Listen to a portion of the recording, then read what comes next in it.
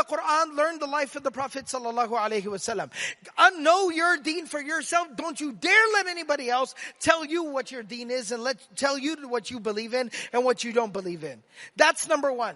Number two, that is how we will solidify ourselves. That is how we will solidify the faith of our children, our families, and even our communities. Once you start educating yourself, facilitate that education for other people.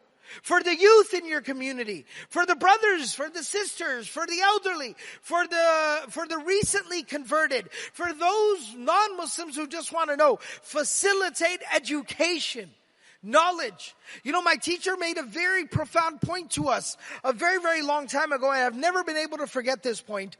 The Prophet sallallahu alaihi wasallam, in an authentic narration from the Musnad of Imam Ahmad, he tells us no prophets were sent between Isa alayhi salam, Jesus, and the Prophet Muhammad sallallahu alayhi salam. There was about 600 years between them, and no prophets were sent during that 600 years. No divine revelation came down. The world became a very dark, terrible place for a while. And then the Prophet sallallahu alayhi wasallam was given divine inspiration. He was given revelation. He was given the Quran. And the very first time when the world had totally become corrupted, ظهر الفساد في البر والبحر. The world had become corrupted. And the very first time Allah subhanahu wa ta'ala was sending His revelation, He was speaking into this world.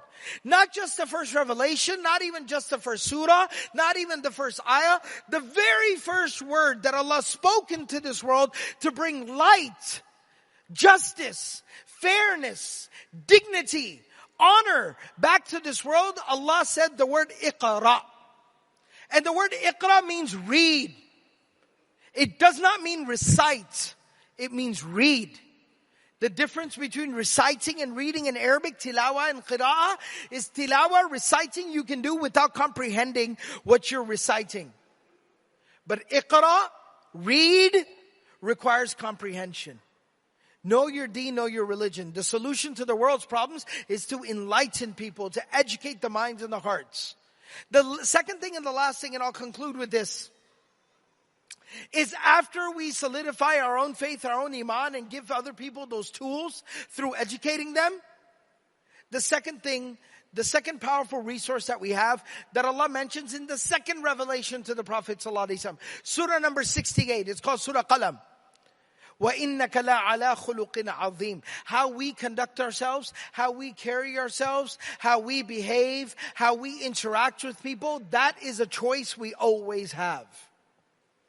I cannot control what other people say or do. But I most definitely can decide how I want to speak or how I want to behave and conduct myself.